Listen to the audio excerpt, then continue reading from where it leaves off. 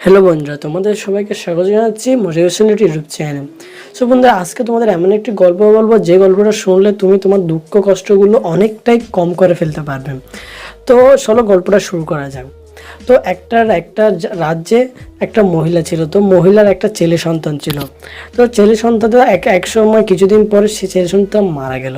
তখন মহিলার তো খুব কি আপসেট হয়ে গেল। সে সব সময় কি সে চাইতো যে সে তার ছেলেটাকে আবার সে নতুন করে জ্যান্ত করে তুলতে পারে। সে মৃত কোনো ছেলেকে তো সে আর কি নতুন করে জন্ম দিতে পারবে না, সেটা যেহেতু মারা গিয়েছে। সো সে চাইতো যে সে যেন ছেলেটাকে নতুন করে আবার জন্ম দিতে পারে, কিন্তু এটা আসলে কোনোভাবে সম্ভব নয়। তো সে কোনোভাবে তার দুঃখটা ভুলতে পারছিল না, তার কষ্টগুলো সে কোনোভাবে ভুলতে পারতেছে না। তো সেখানে পাশে একটা সন্ন্যাসী থাকতো। তখন সন্ন্যাসী সে মহিলাকে ডাকলো। তো সে মহিলাকে ডাকার পর সন্ন্যাসী তার কষ্টটা কী জন্য সেটা সে জিজ্ঞেস করার পর মহিলাটা সে সব কথা সন্ন্যাসীকে খুলে বলল। তো সন্ন্যাসী বললো, আচ্ছা ঠিক আছে, আমি তোমার ছেলেটাকে আবার আগের মতো নতুন একটা জীবন দিতে পারবো যদি তুমি এমন একটা ঘর থেকে সরিষা এনে দিতে পারো যে করে কোনোদিন দুঃখ কষ্ট হয় না এবং কোনোদিন কোনো মানুষ মারা যায়নি। সেরকম একটা ঘর থেকে বেশি না এক ফোঁটা তুমি সরিষার তিল নিয়ে আসতে পারো। তো এখন মহিলাটা অনেক খুশি, আমার ছেলে আবার নতুন একটা জীবন পাবে। তাই সে খুশির মনে কী করলো, বিভিন্ন বাসা বাড়িতে যেতে লাগলো। সে প্রথমে কী করলো, সেই রাজ্যর সবচেয়ে যে ধনী পরিবার, সে ধনী পরিবারে গিয়ে বলল, আমার কিছু আপনার পরিবার কি কোনো দুঃখ কষ্ট আছে? তখন সেই পরিবার একটা লোক বললো, কিছুদিন আগে ওনার ছেলে মারা গিয়েছে, তাই ওনার কাছে অনেক দুঃখ আছে, তাই তিনি তিল দিতে পারবে না। তো এভাবে মনে করো অনেক গুণে গড়ে গেল, কিন্তু সে এমন একটা ঘর খুঁজে পেল না যে করে কোনো দুঃখ নেই, কোনো কষ্ট নেই। তো সেই জন্য সে সরিষার তিলটা আনতে পারলো না। তো সে আবার সন্ন্যাসীর কাছে গেল। তো এতক্ষণ যে মহিলাটা বিভিন্ন বাড়ি বাসা খুঁজছিল যে কিভাবে সে একটা তিল পেতে পারে সেই ছেলেকে আবার নতুন একটা জীবন দেওয়ার জন্য।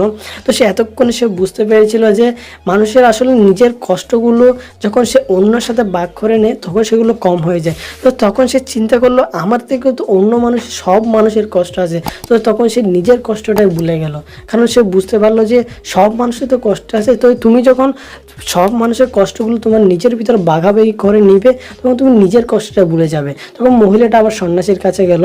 তখন সন্ন্যাসী বললো, তুমি কি পেলে সরিষার তেলটা পেলে? তো মহিলা বললো, পাইনি। তো সন্ন্যাসী তো আগে থেকে জানতো যে মহিলাটা এমন কোনো ঘর পাবে না যে করে কোনো দুঃখ কষ্ট নেই, কোনো মানুষ মারা যায়নি। তো গাইস, আসলে পরিশেষে এই ভিডিওটা মোরাল অফ দ্য স্টোরি এটাই দাঁড়ায় যে তুমি আসলে নিজের দুঃখ কষ্টগুলোকে নিজের মাধ্যমে রেখে দিলে, তুমি সেগুলো নিয়ে সবসময় পড়ে থাকলে, তুমি সবসময় সেই দুঃখ কষ্ট কথাগুলো মনে করতে থাকলে তুমি কখনো সেগুলো কেটে উঠতে পারবে না। তো তুমি সেগুলো শেয়ার করো এবং তুমি বাইরে দেখো, তোমার থেকে অসুখী হয়তো তোমার থেকেও কম সুখী, হয়তো তোমার থেকেও বেশি কষ্ট হয়তো অনেক মানুষ আছে। তো তুমি যদি তাদের কষ্টগুলো, তাদের সুখ দুঃখগুলো ভাগাভাগি করে না, তাহলে দেখবে তোমার লাইফটা অনেকটাই সহজ হয়ে যাবে, তোমার সেই কষ্টগুলো অনেকটা লাঘব হয়ে যাবে। তো গাইস, ভিডিওটি ভালো লাগলে একটা লাইক করছো এবং কমেন্ট করে তোমার মূল্যবান মতামত আমাকে জানিও, এবং ভালো লাগলে চ্যানেলটা সাবস্ক্রাইব করে রাখো। এবং পরিশেষে একটা কথা বলবো, আমি একটা নতুন চ্যানেল করছি, ভয়েস অফ মোটিভেশন লিটু। তোমাদের যদি সেই চ্যানেলটা সাবস্ক্রাইব করতে ভালো লাগে তাহলে অবশ্যই চ্যানেলটা তোমরা সাবস্ক্রাইব করবে। সেখানে আমি নানা ধরনের লেখা বিভিন্ন স্ট্যাটাস দিয়ে মোটিভেশন ভিডিও আপলোড করি, সেখানেও বিভিন্ন উক্তি বাণী এগুলো আপলোড করে। তো আমি ডিসক্রিপশনের লিঙ্ক দিয়ে দিব এবং আই বাটনের লিঙ্ক দিয়ে দিব। তো তোমরা চাইলে অবশ্যই সাবস্ক্রাইব করতে পারো তোমাদের যদি ভালো লাগে, অথবা তোমরা চ্যানেলটা ঘুরে এসে তোমার যদি ভালো লাগে সাবস্ক্রাইব করতে পারো। তো দেখা হবে অন্য কোনো ভিডিওতে। ভালো থেকে